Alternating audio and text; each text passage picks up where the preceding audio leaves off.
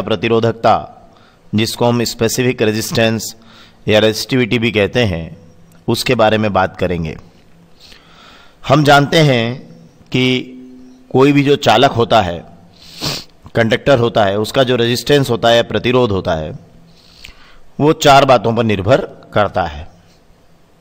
वो प्रतिरोध उसकी लंबाई के अनुक्रमानुपाती होता है, अर्थात जैसे मान लीजिए यहाँ दो चालक हैं, तो जिसकी लंबाई ज़्यादा है, देखिए यहाँ इन दोनों में इसकी लंबाई ज़्यादा है, तो इसका प्रतिरोध क्या होगा, ज़्यादा होगा। और साथ ही उसके अनुप्रस्थ काट के क्षेत्रफल के व्युत्क्रमानुपाती होता है। मतलब अनुप्रस्थ काट का क्षेत्रफल देखिए, अब ये इन दोनों में देखिए, तो ये मोटा तार है और ये पतला तार है, तो इस पतले तार का जो है पतले तार का जो प्रतिरोध है वो ज़्यादा होगा। मतलब ये हुआ कि जिसके अनुप्रस्थ काट का क्षेत्रफल ज़्यादा है उसका प्रतिरोध कम होगा, और जिसके अनुप्रस्थ काट का क्षेत्रफल कम है उसका प्रतिरोध ज़्यादा होगा। तो हमने कहा कि लंबे तार का प्रतिरोध ज़्यादा और पतले तार का प्रतिरोध भी ज़्यादा होगा।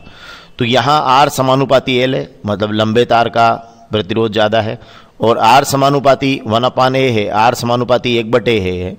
मतलब क्या है कि एरिया ऑफ क्रॉस सेक्शन अगर कम हुआ तो रेजिस्टेंस बढ़ेगा। तो ये प्रतिरोध लंबाई के अनुक्रमानुपाती और अनुप्रस्थ काट के क्षेत्रफल के व्युत्क्रमानुपाती होता है।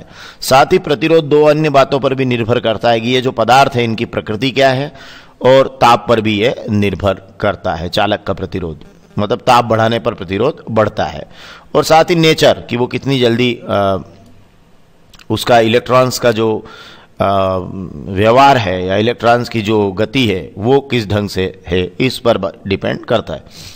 तो चलिए फिर हम लोग बात करते हैं कि अगर इन दोनों को मिला लेते हैं तो ये R is proportional to L/A होता है। दोनों को सम्मिलित कर लीजिए, और अगर आप यहाँ समानुपाती का निशान हटाएंगे तो एक कांस्टेंट लगाएंगे जिसे हम रो कह रहे हैं, तो R is equal to rho into L/A, और रो ही एक नियतांक है जिसे चालक का हम क्या कहते हैं, विशिष्ट प्रतिरोध कहते हैं।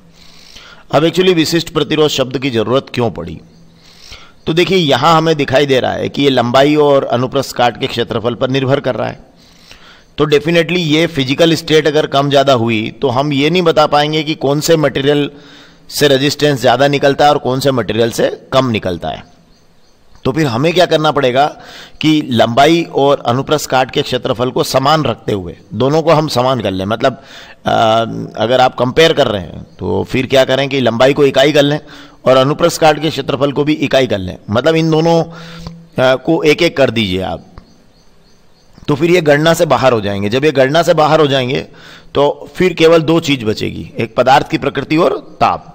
तो फिर हम दोनों मटेरियल में बता पाएंगे कि किसका रेजिस्टेंस कम है और किसका रेजिस्टेंस ज़्यादा है। तो इस आधार पर हम क्या कर सकते हैं कि वो जो हम बताएंगे कि किसका रेजिस्टेंस कम और किसका रेजिस्टेंस ज़्यादा है, उसी को हम कहेंगे स्पेसिफिक रेजिस्टेंस या विशिष्ट प्रतिरोध। और इसके क्रम में हम सारे पदार्थों को जमा पाएंगे, एक उनकी सीरीज बना पाएंगे कि किसका विशिष्ट प्रतिरोध कम है और किसका विशिष्ट प्रतिरोध ज़्यादा है। ऐसे तो हम इसलिए नहीं बना पाएंगे क्योंकि फिर वो अगर मान लीजिए आपने कोई दो तार लिए हैं और आपको पता है कि तार ए के मटेरियल का जो विशिष्ट प्रतिरोध है वो बी के मटेरियल के विशिष्ट प्रतिरोध, या यूं कहें कि तार ए के जो ए का जो प्रतिरोध है मटेरियल जो उसका है उसके कारण उसका जो प्रतिरोध बनता है वो ज़्यादा बनता है और बी का कम बनता है, लेकिन वहाँ उनकी लंबाई अगर आपने अलग अलग ले ली तो, या मोटाई आपने अलग अलग ले ली तो इसलिए इन दोनों फैक्टर्स को अभी आप इकाई करके अगर चलते हैं कि आप लंबाई को भी इकाई कर लें और अनुप्रस्थ काट के क्षेत्रफल को भी इकाई कर लें, तो फिर आप बहुत आसानी से पदार्थों के प्रतिरोधों को उनके विशिष्ट प्रतिरोध के रूप में एक क्रम से जमा पाएंगे। तो यहाँ पर विशिष्ट प्रतिरोध की डेफिनेशन यही निकल के आएगी कि यदि लंबाई को आपने इकाई कर दिया और अनुप्रस्थ काट के क्षेत्रफल को भी इकाई कर दिया तो फिर ये R इज इक्वल टू रो हो जाएगा। मतलब क्या हुआ कि इकाई लंबाई और इकाई अनुप्रस्थ काट का क्षेत्रफल ले लिया, तो फिर जो चालक का प्रतिरोध होगा उसे ही हम उसका क्या कह देंगे, विशिष्ट प्रतिरोध कह देंगे।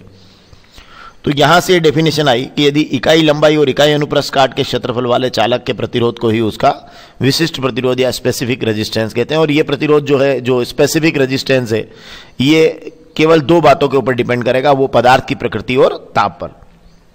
तो बहुत आसान है ये भी बताना, क्योंकि देखिए प्रतिरोध चार बातों पर डिपेंड करता है, लंबाई, अनुप्रस्थ काट के क्षेत्रफल, पदार्थ की प्रकृति और ताप। तो जब आप प्रतिरोध से विशिष्ट प्रतिरोध बनाने जा रहे हैं तो लंबाई और अनुप्रस्थ काट को आप इकाई कर रहे हैं, ठीक है। तो अब केवल कितनी चीजें बची, दो, पदार्थ की प्रकृति और ताप। तो हम कहेंगे विशिष्ट प्रतिरोध दो बातों पर डिपेंड करता है, पदार्थ की प्रकृति और ताप पर। और ये ध्यान रखिएगा ये उसी प्रकार डिपेंड करता है जिस प्रकार से रेजिस्टेंस करता है, जिसको हमने पिछले वीडियो में पढ़ा है। तो चलिए अब यहां से देखिए, ये आपको क्लियर हो गया होगा, इकाई लंबाई और इकाई अनुप्रस्थ काट के, है ना, लंबाई भी इकाई कर दीजिए और अनुप्रस्थ काट का क्षेत्रफल भी, मतलब मोटाई भी इकाई कर दें, तो फिर ये R = ρ होता है। मतलब फिर प्रतिरोध ही विशिष्ट प्रतिरोध, या प्रतिरोध को विशिष्ट प्रतिरोध, या विशिष्ट प्रतिरोध को आप प्रतिरोध बोल सकते हैं यदि चालक की लंबाई इकाई और अनुप्रस्थ काट का क्षेत्रफल भी क्या हो, इकाई हो।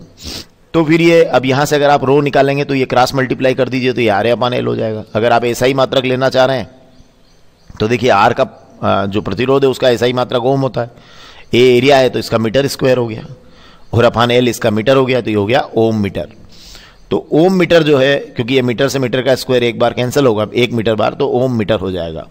तो यहां से निकाला आपने R का मान, रो का मान, क्रॉस मल्टीप्लाई किया तो R/L हुआ। तो ये यहां से आपने रो का SI मात्रक निकाला जो है ओम मीटर। अब इसका अगर विमी सूत्र लेना चाहें तो बहुत सिंपली आप क्या कर सकते हैं फिर कि ओम मीटर से ही चेक कर लीजिए, है ना, या फिर यहां फार्मूले में वैल्यू पुट कर दीजिए कि प्रतिरोध का विमेय सूत्र लिख दीजिए, फिर क्षेत्रफल का लिख दीजिए L², और नीचे फिर लंबाई का लिख दीजिए L। L से L का स्क्वायर एक L बार कट जाएगा, ठीक है ना, उसमें R के विमेय सूत्र का गुणा कर दीजिए। या फिर यहां से देख लीजिए, ये ओम मीटर है तो यहां प्रतिरोध का और यहां लंबाई का, प्रतिरोध इंटू लंबाई हो जाएगी।